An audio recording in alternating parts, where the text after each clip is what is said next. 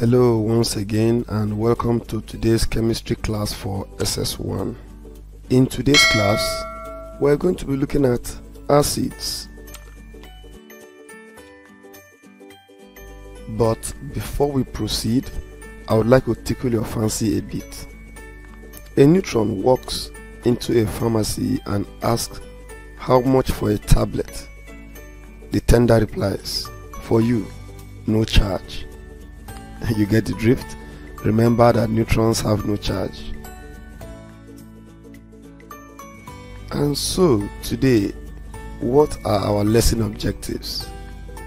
At the end of this lesson, the student should be able to define an acid, differentiate between a strong acid and a weak acid, differentiate between a concentrated acid and a dilute acid, mention uses of acids. So going forward, what is an acid? An acid is a substance which produces hydrogen ions or protons as the only positive ions when dissolved in water.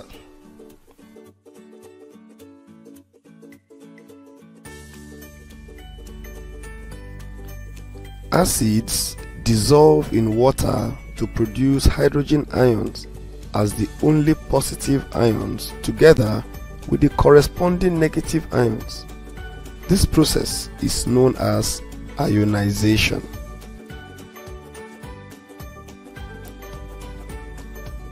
There are two classes of acids. Inorganic acids. They are generally strong in nature. A good example is H2SO4 and HNO3. And then we also have the organic acids.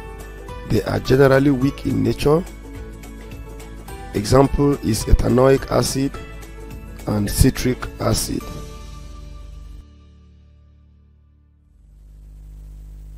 Now, acids can be concentrated or dilute. By this, we mean that a concentrated acid is one that has little or no water in it, while a dilute acid is one that has little acid and a lot of water in it. Acids can also be strong or weak. A strong acid is an acid that ionizes completely in solution to produce a lot of hydrogen ions, while a weak acid is an acid that ionizes partially in solution to produce few hydrogen ions. Now, don't make a mistake. Strong acids and weak acids can also be dilute or concentrated.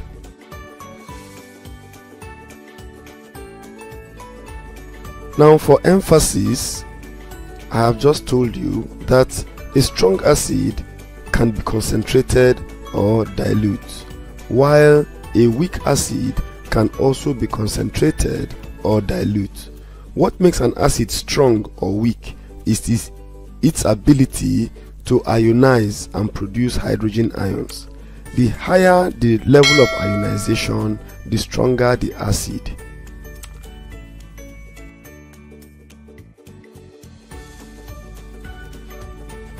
So now let's take a quick rundown of the difference between organic and inorganic acids.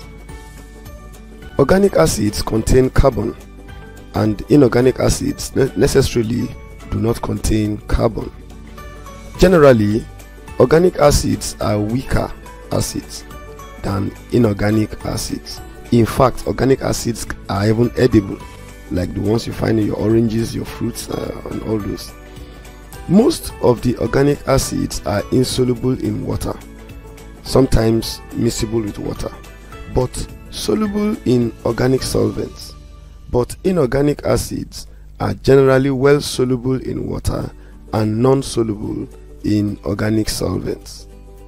Organic acids have a biological origin, whereas inorganic acids haven't. Inorganic acids are derived from inorganic compounds or mineral sources, invariably meaning they are mostly produced in the lab, unlike the organic acids that are produced in nature. Mineral acids are highly reactive with metals.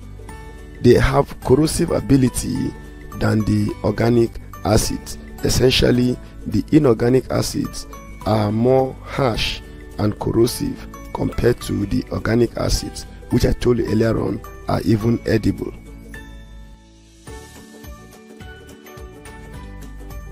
Going forward, let's look at the properties of acids. They have sour taste, like the ones I mentioned earlier on in all your fruits. All those sour tastes you feel in those fruits are signs of organic acids. They turn blue litmus paper red. They liberate CO2 when they react with any triacylcarbonate 4.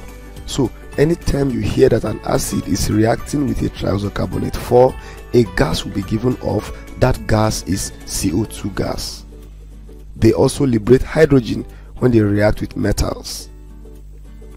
Acids have corrosive nature. Acids can conduct electricity, and they usually have a pH less than 7. Don't forget, pH means potential for hydrogen. They always have that pH of less than 7.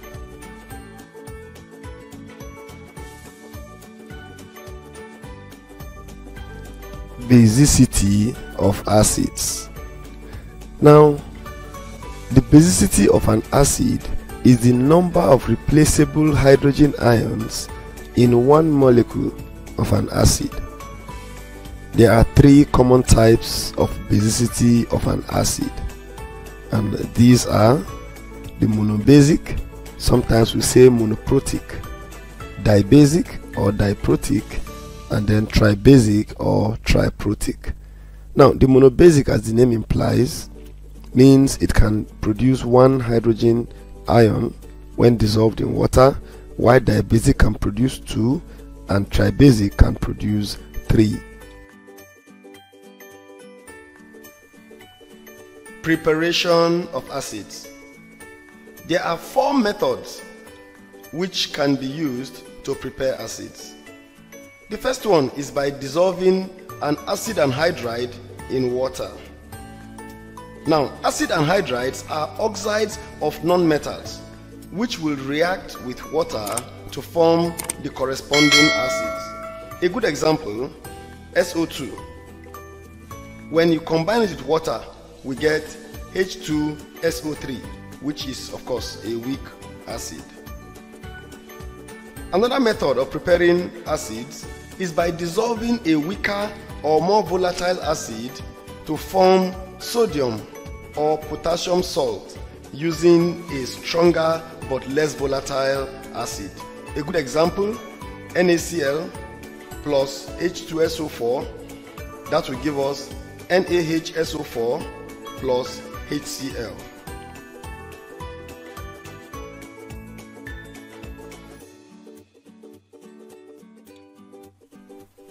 A third method of preparing acids is by precipitating insoluble sulfides of metal from a solution of the metallic salt using hydrogen sulfide gas.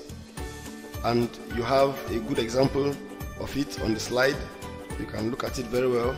In the end, we have ethanoic acid that is prepared.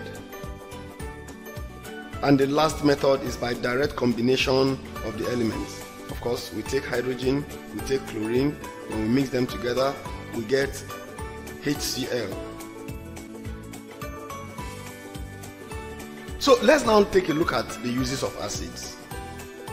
Before you mention the uses of acids, please ensure you mention the type of acid and then what it is used for. The reason is there are different types of acids, and not all of them are used for the same thing.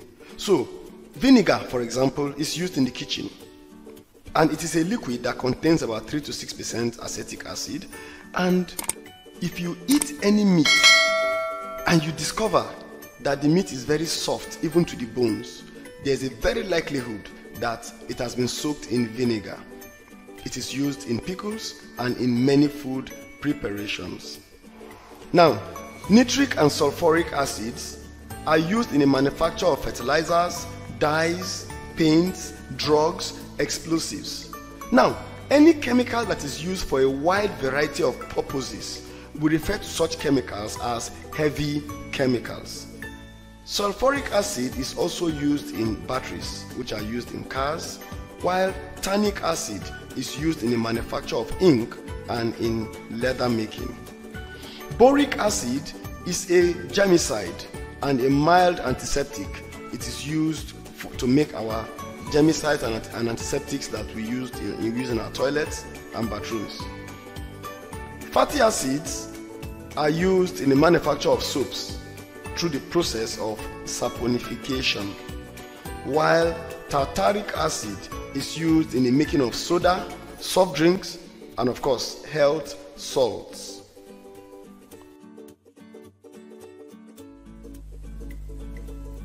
Summary. In this lesson, you have learnt about acids, their preparation, their uses, their properties, etc. Time now for a quick assessment.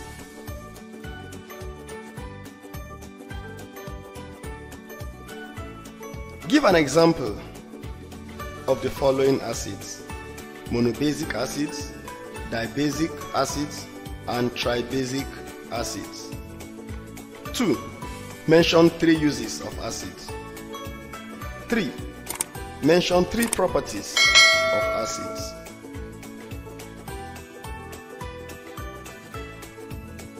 And so with this, we have come to the end of this class. Thanks for watching and see you in the next class.